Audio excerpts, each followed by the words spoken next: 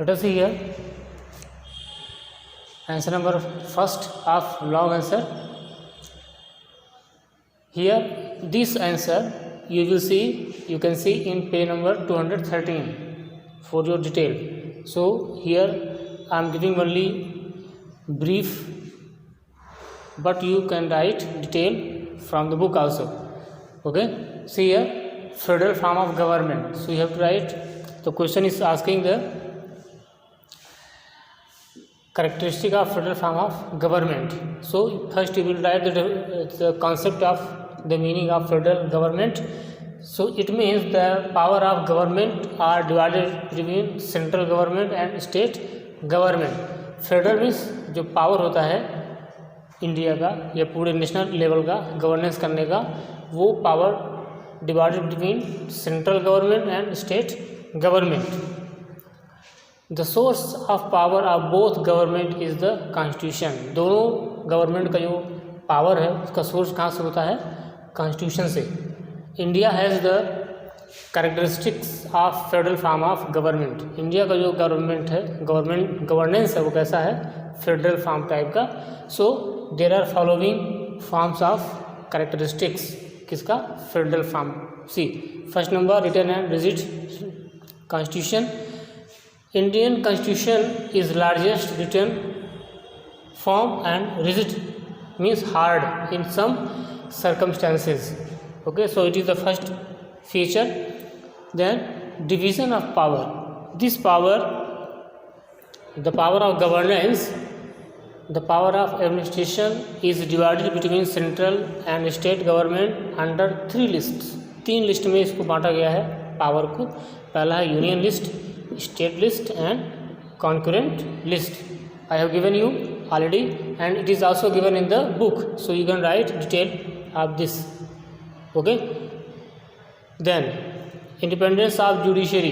Judiciary means the Supreme Court, High Court, that is independent, means without pressure they are working. There is no pressure of executive, no pressure of legislature. So judiciary, that is separate organs of government and that is a independent organs. Supreme Court is the protector of constitution and the fundamental rights of citizens. Okay, then 2 houses of legislature means parliament.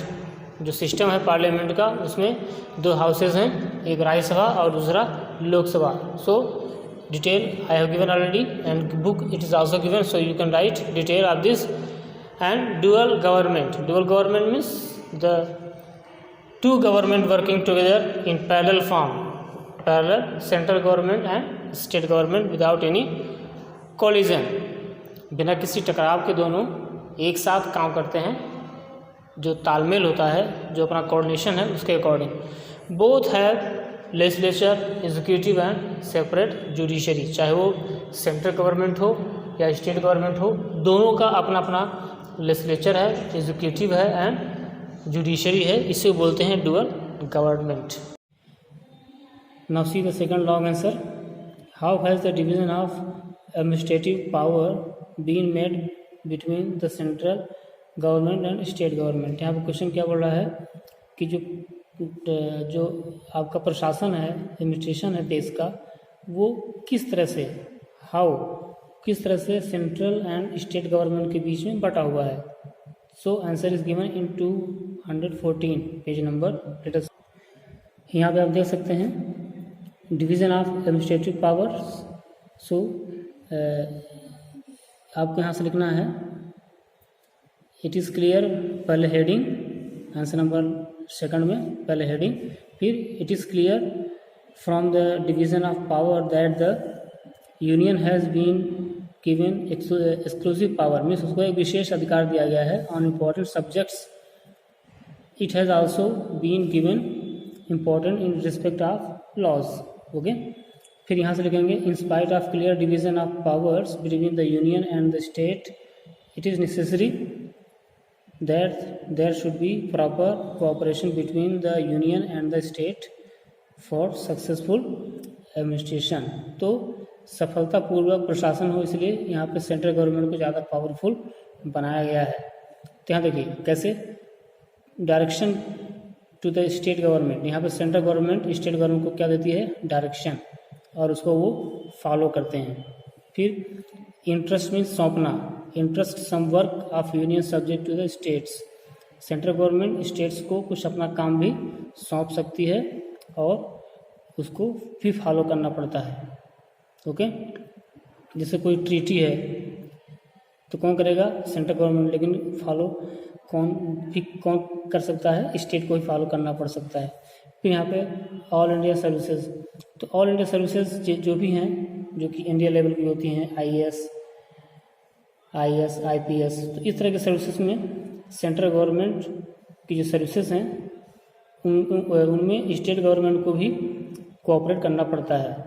Okay, जैसे these officers serve in the central from time to time, तो यहाँ पे ये लोग central officer जो होते हैं वो किसी भी स्टेट में जाके अपनी सर्विस दे सकते हैं और उसमें स्टेट गवर्नमेंट को कोऑपरेट करना पड़ता है।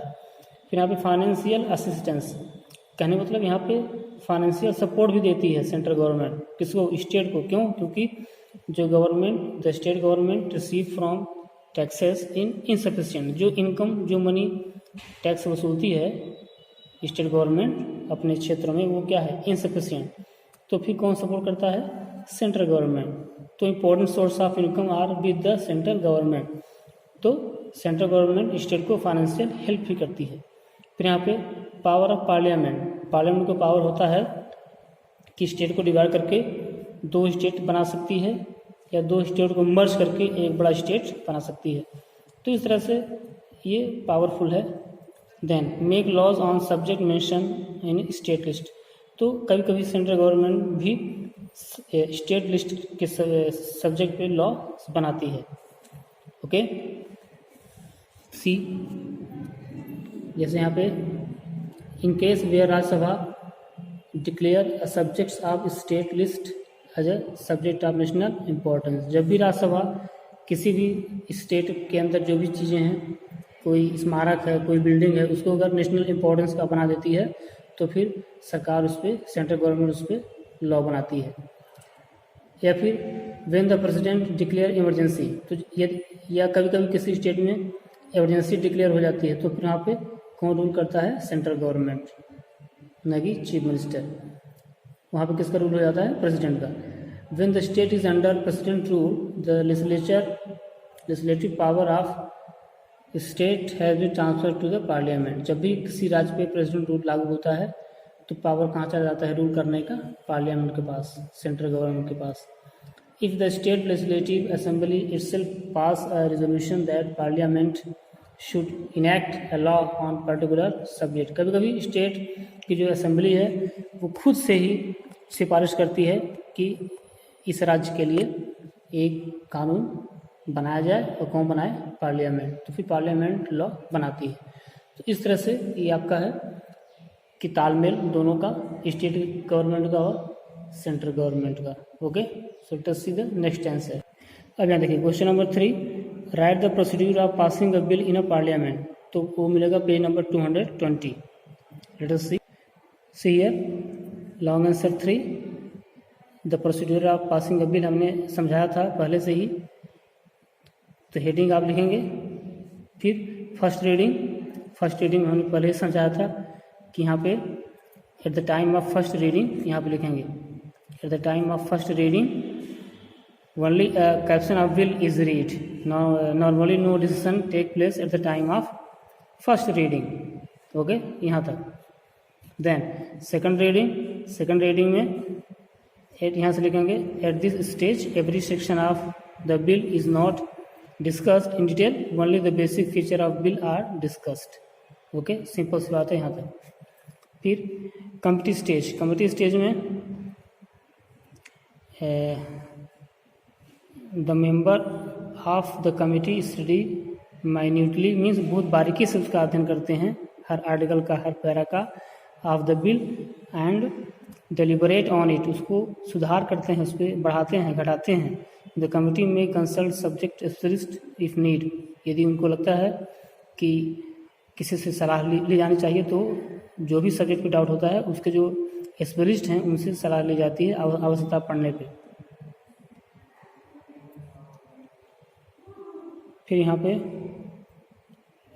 The committee has also power to make amendment in the bill. Committee उसको फिर अपने हिसाब से छोटा बड़ा या उसमें कोई सुधार करती है। फिर आता है आपका report stage. Report stage, copies of report of committee along with the amendment suggested are given to the members of house। तो ये आप यहाँ से लिखेंगे हेडिंग के बाद, फिर यहाँ तक। फिर इसके बाद क्या होता है, discussion take place in the house on the bill, detail discussion take place on every section of bill. तो इस स्टेज में क्या होता है, डिटेल में डिस्कशन। ओके, इसके बाद आता है third reading. Third reading after the report stage, the stage of passing a bill, passing of the bill is called the last stage. इसमें पास करने का वोटिंग होती है, तो वो होती है थर्ड रीडिंग। उसमें उसको जो बेसिक फीचर हैं, at this stage deliberation take place only on the main features. उसकी कुछ खास बातों पे ही होता है डिसीजन, और फिर उसके बाद वोटिंग की जाती है। फिर sending bill in the second house, फिर वही बिल पास होने के बाद यदि पास होता है तो कैसे पास होता है, 2/3 मेजोरिटी में, 3 में से 2 को यस करना पड़ता है, तब जाकर पास हो जाता है। ये रेशियो है। Sending bill in second house, इस तरह से कहाँ पास होता है, सेकंड हाउस में। और फिर सेकंड हाउस से पास होने के बाद असेंट टू द प्रेसिडेंट, फिर कहाँ चला जाता है वो, किसके पास, प्रेसिडेंट के पास। फिर साइन होने के बाद क्या बन जाता है, लॉ। यहाँ पे when the bill is passed in both house of parliament is sent to the president for assent. Assent means उनके साइन करने के लिए।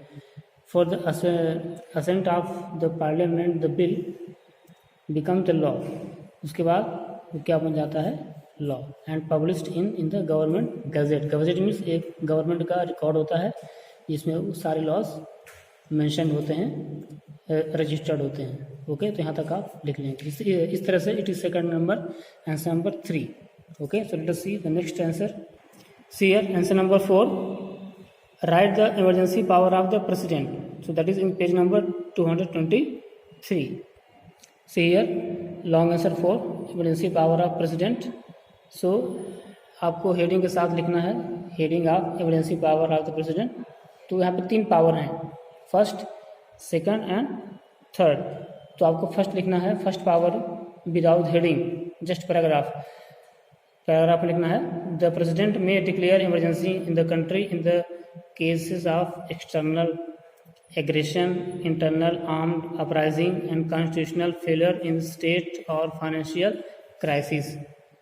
फिर the emergency can be declared by president only on the basis of on the advice of cabinet ratification of both house of parliament is necessary within 2 months। कहने मतलब president 3 आधार पे emergency लगा सकते हैं। विदेशी आक्रमण, एक्सटर्नल मीन्स विदेशी, बाहरी आक्रमण के केस में, या इंटरनल कोई अपराइजिंग हो जाए, हथियारों के साथ कोई गिरोह, कोई आतंकवाद ग्रुप सामने आ जाए, या फिर कॉन्स्टिट्यूशनल जो संविधान है उसके अकॉर्डिंग अगर कोई सरकार काम नहीं करती है तो उस आधार पे इमरजेंसी लगा सकते हैं। ओके, और उसको इमरजेंसी लगने के बाद फिर यहाँ पे दिया हुआ है 2 मंथ के अंदर उसकी पार्लियामेंट को भी उसको अप्रूव करना पड़ता है। Then second power, from the report of the governor और any other source when the president has reason to believe that administration of a state is not running as per the provision of the constitution, then the president with prior approval of the central cabinet may impose president rule in the state। यदि president को लगता है कि किसी particular state में प्रशासन ठीक से नहीं हो रहा है तो वहाँ पे प्रेसिडेंट रूल लागू हो सकता है। Then third number, when the president has reason to believe that several financial emergency has risen in the country he और she may impose financial emergency in the country. इस तरह से 3 आपको लिखने हैं। ये आपको हमने पहले समझा दिया था वीडियो में, उसमें in the video of governor, so you can see there. Let us see the next question.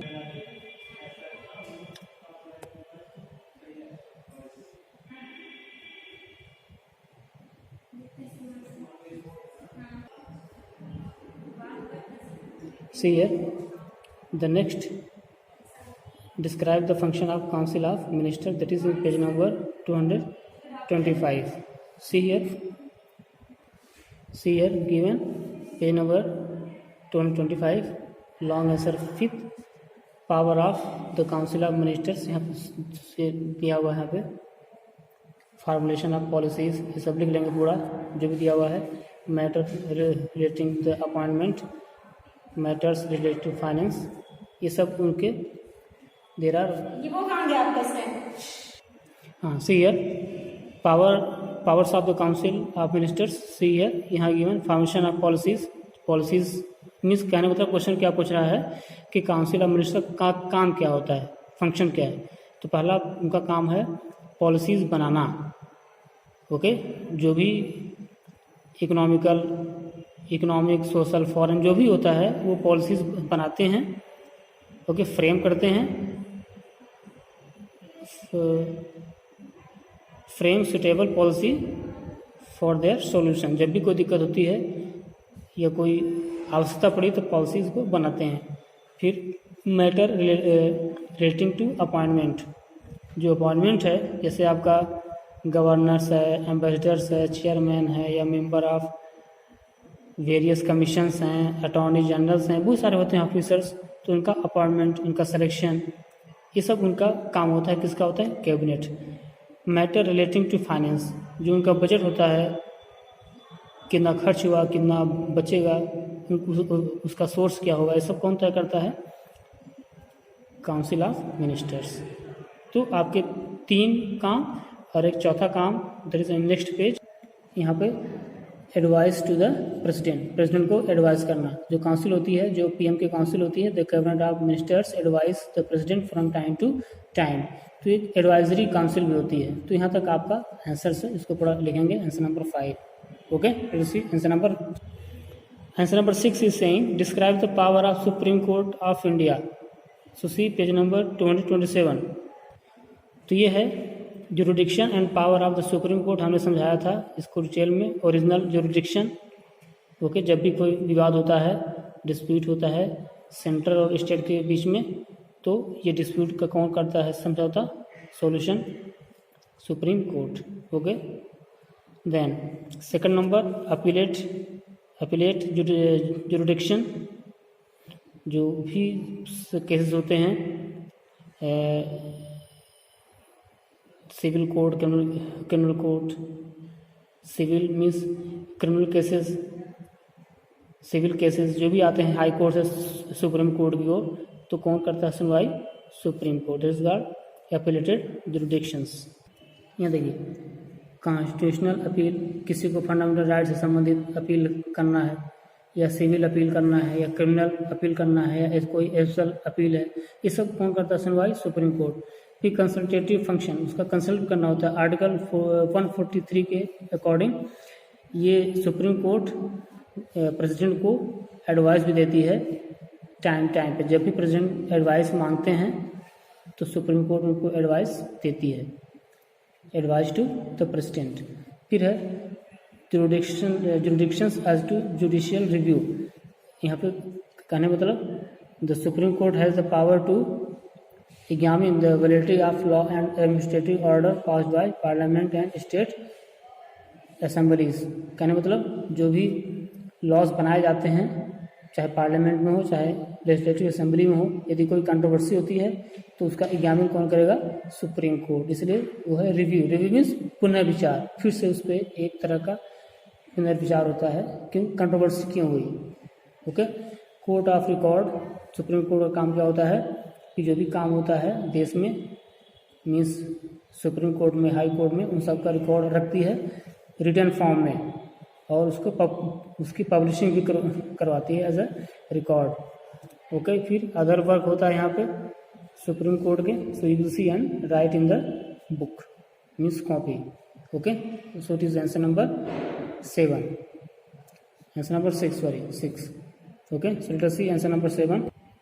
Answer number 7 is saying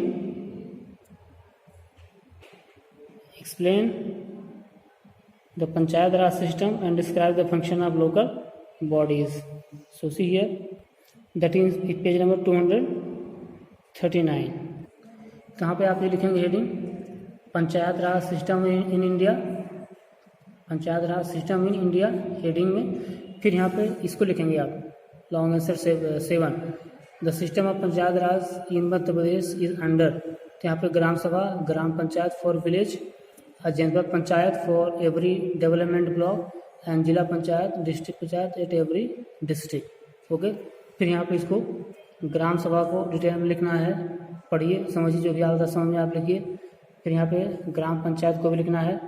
okay, functioning सिर्फ इसके बारे में। देन जनपद पंचायत को लिखना है पूरा डिटेल, पूरा नहीं कॉपी करना है, बस आप पढ़िए, जो भी आपको उसमें इम्पोर्टेंट पॉइंट्स लगे उसको आपको लिखना है। फिर डिस्ट्रिक्ट या जिला पंचायत, ओके, इसमें से पूरा आपको लिखना है, ये में से आपको सिलेक्टेड पॉइंट्स। ओके, इसके बाद पेज नंबर 239 में म्यूनिसिपैलिटीज़, इसके बारे में लिखना है, एंड म्यूनिसिपल कॉरपोरेशन। ओके, तो इतना लिखने के बाद फिर उसी में अटैच क्वेश्चन पूछ रहा है कि फंक्शन ऑफ लोकल बॉडीज़। तो फंक्शन ऑफ लोकल बॉडीज़ यहाँ पे दिया हुआ है, to make arrangement for lightning the public building and roads, यहाँ पर सब दिया हुआ है नेक्स्ट पेज में ही। तो ये पूरे पॉइंट्स आपको लिखने हैं। Okay, so it is long answers, so you will read and right. Okay, in this way we have finished the lesson. Okay, so let us see in the board. We have finished the civics and from beginning means from 8 July से लेके आज तक 7 अगस्त, इस एक महीने के बीच में हमने 5 चैप्टर कवर किए हैं, 2 सिविक्स के, एक ज्योग्राफी का, एक इकोनॉमिक्स और एक हिस्ट्री का। ओके, तो इस तरह से 5 चैप्टर हो चुके हैं। अब हम शुरू करेंगे हिस्ट्री का चैप्टर 8 और chapter 9। So here chapter 8 and 9 both are connected, but it is more important. Chapter 9 it is very very important.